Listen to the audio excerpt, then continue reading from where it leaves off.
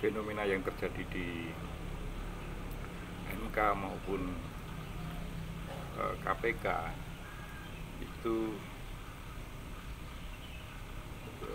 mendorong masyarakat untuk bertanya-tanya sebetulnya seperti apa kaitan antara hukum dengan etika itu. Apakah itu dua hal yang terpisah? Sebagaimana di episode yang lalu bahwa produk hukum itu merupakan hilir dari etika. Jadi kalau menggunakan bahasa yang sering dipakai oleh pemerintahan sekarang, hilirisasi ya. Jadi hilir hukum itu adalah produk hilir, yang hulunya adalah etika. Sehingga kalau seseorang melanggar hukum itu otomatis melanggar etika, meskipun tidak serta-merta sebaliknya, orang yang melanggar etika belum tentu melanggar hukum. Nah, kedudukan etika jelas lebih tinggi dibanding hukum, karena memang hulunya adalah etika. Cuma etika tidak bisa operasionalisasikan secara teknis, sehingga perlu aturan atau hukum dan sebagainya. Nah, apa yang terjadi di MK maupun di KPK itu memperjelas peta itu ya, antara etika dengan hukum, bahwa seseorang yang melakukan pelanggaran etika sekaligus bisa diidentifikasi melanggar hukum. Kalau tidak cukup bukti, maka seseorang tersebut tidak bisa diproses secara hukum, karena ini hukum punya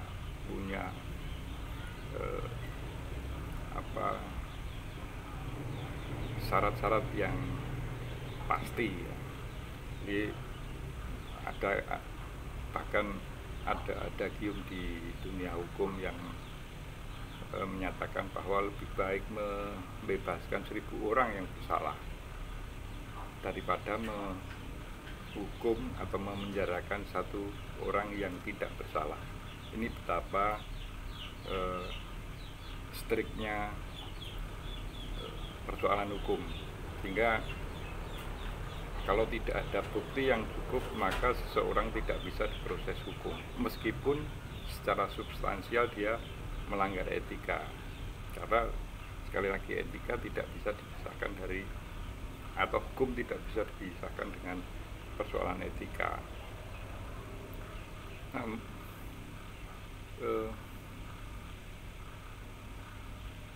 barangkali ada satu budaya yang perlu kita contoh di negara-negara yang memiliki rasa malu yang tinggi di kalangan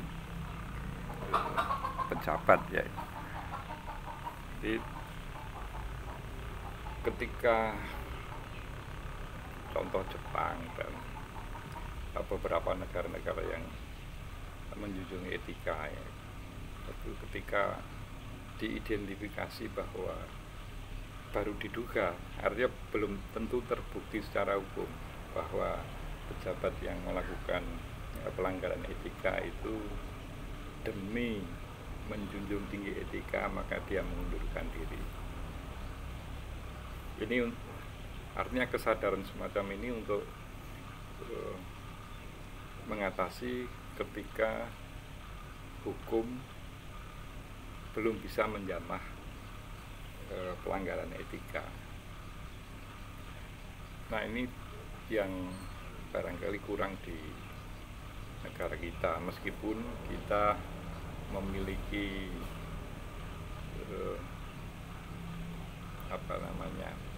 Pancasila, di mana sebetulnya 5 sila itu cukup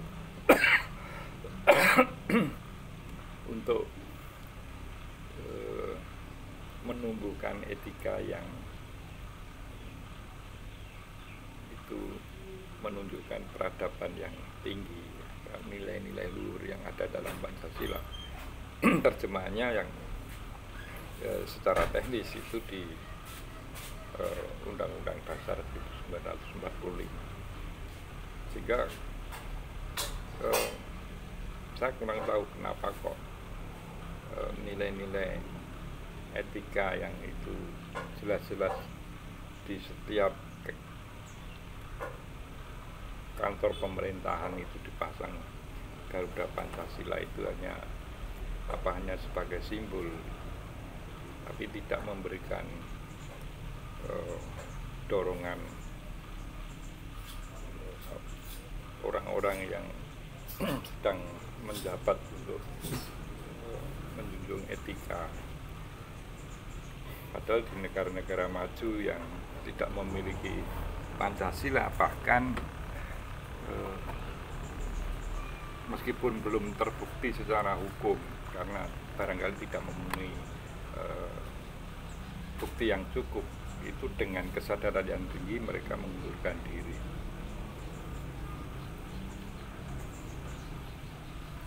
Atau barangkali ini terkait dengan pernyataan mantan wakil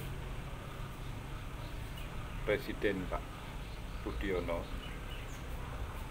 Artinya ketika pendapatan per kapita masyarakat itu sudah mencapai 6.600 US dollar, itu maka demokrasi akan tumbuh secara sehat, yang itu beriringan dengan tumbuhnya etika di kalangan masyarakat.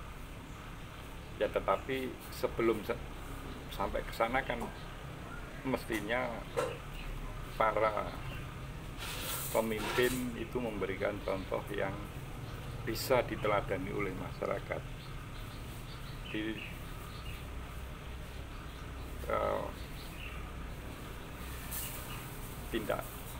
Taruhlah tindak pidana korupsi itu kalau perlu sudah diperiksa di KPK, itu masih menunjukkan ekspresi bahwa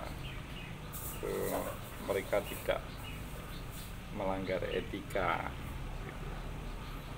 Padahal itu jelas-jelas sudah diproses di KPK.